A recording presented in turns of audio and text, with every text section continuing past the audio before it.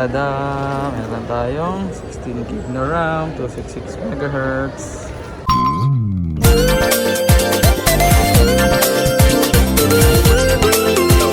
So yun guys, today is March 30. Nagka-SM pa lang ba? So ulit up natin. Ito yung picture. Pakita natin dyan. Bili tayo ng RAM. Kabit natin. Light shot.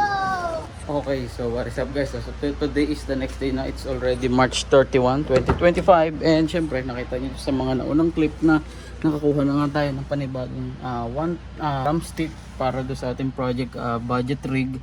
And ito na yung araw kung saan ikakabit natin siya. Syempre ngayon lang tayo nakauwi, pero ito siya, safe naman siya dito sa ating glove box. So kuberan ko lang to si Bolt kasi kakadating ko lang, pinalamig ko muna yung makina niya, and then try na natin ito dun sa ating PC. Let's go.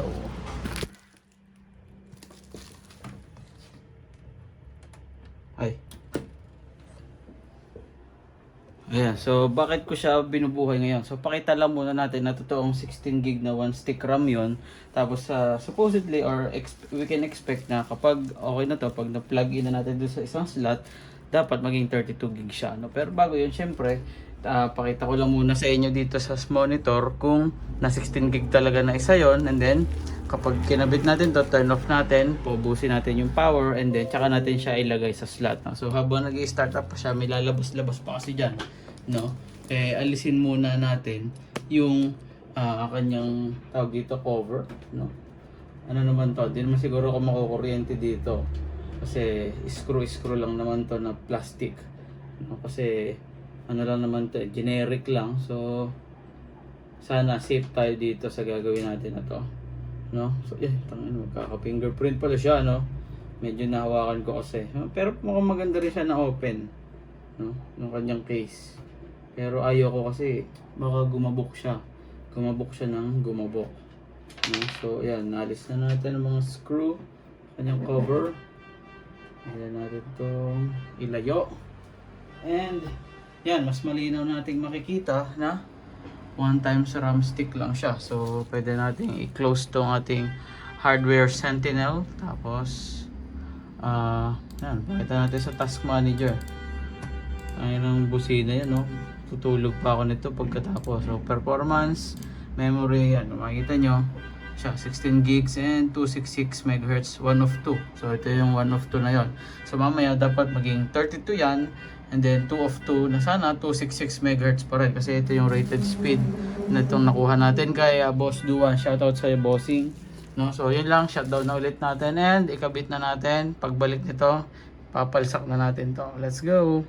Boom. Okay, so na-shutdown na natin yung PC guys, no? Nahugot ko na rin yung saksak sa kanyang outlet, and then yan, kung mapapansin nyo, kita natin dito na siya ay 1 stick na 16 gig DDR4 to 666 MHz, no? So na-check ko na rin yung mga tag dito, pin ba yan, hindi ko alam, basta yung ngipin na yan, no? Malinis naman siya, di na natin siya kailangang kuskusin ng eraser, no? So ubusin lang natin yung charge dito sa system unit, pindot-pindutin lang natin yung power. Yan, para maubos, para hindi tayo masyado makuryente. And then, after nun, pwede nating ilagay ito sa ating slot. So, meron tayo ditong clip, iangat nyo lang yan. And then, carefully, pwede na nating ipasok itong ating panibagong RAM stick. May gatla dito, so tandaan nyo lang na kapag ay pumasok, baka sala yung ito sa slot dun sa RAM slot, no? So, lagay na natin, dahan-dahan. DIY, no? Let's get it on. Yan, lang make sure na papasok siya pantay. Syempre, ayaw niya pumasok Bakit ayaw mo pumasok man? Yan. Ay, natumba yung baboy. Tapos hawakan yung likod ng case. Tapos, didiin nyo lang siya both sides. Yan, malalaman nyo naman na okay na siya kapag nag-lock na siya. No, so nag-lock na dito muna sa baba, tapos last tong sa my side ng clip. Ayan, okay na siya. Ayan, dalawa na yung kanyang RAM stick para 16 gigs. Yung isa, I think Lenovo yung tatak na sa sticker Tapos ito ay tag dito, yung isa ay Adata, katulad ng pinakita natin kanina. So isaksak na natin to, tapos i-boot up na natin. So naka na naman tayo, surge protector na extension, and then let's power it up kung magbo-boot ba. Kasi minsan may mga napapanood ako, may nakikita ko na kapag hindi pares yung RAM stick or hindi compatible, di siya nagbo-boot. So again, nag-gather pa lang tayo na experience para sa ating project budget build. Kaya syempre medyo kinakabahan tayo ng konti. Ayan, tayo natin siya. So tingnan natin kung magiging okay ba. Kung 32 gig bang lalabas, this is the very first boot up after natin ilagay yung RAM stick. So napatest ko naman yung RAM slot na yon bago natin kinuha tong system unit, no. So working naman siya. Ginawa din siyang 32 gig doon bago i-release sa akin, no. So nakakita tayo ng mas good deal na RAM stick. Yan, punta tayo sa task manager. Kaya yun yung kinuha natin.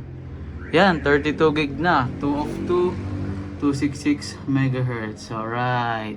So, ayun lang guys. Ang kulang na lang dito ay babalik ko lang syempre yung kanyang tempered plastic. Kasi plastic siya, di naman siya glass. No? So, ayun lang.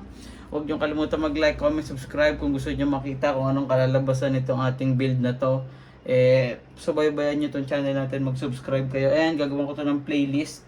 No? Tapos yun, doon nyo panoorin, no? Yung pag project budget build natin. So unti-unti nating bubuuin tong ating PC na to. Papalitan natin ng case, ng PSU, ng processor, magre-replace tayo ng thermal, ng CPU cooler, magkakabit tayo ng fans, and GPU syempre. Siguro last pa yung GPU, pero at least kasama na yung sa plans natin para sa ating project budget grid. So ito, gawin ko tong 4 keeps na system unit, yung mabubuo ko dito, no? Tapos kung meron ako mga maaalis na pyesa, benta na lang natin ng mura, and then yun, no, magiging 4 keeps tong unit na to kasi syempre magkakaroon siya ng sentimental value for me.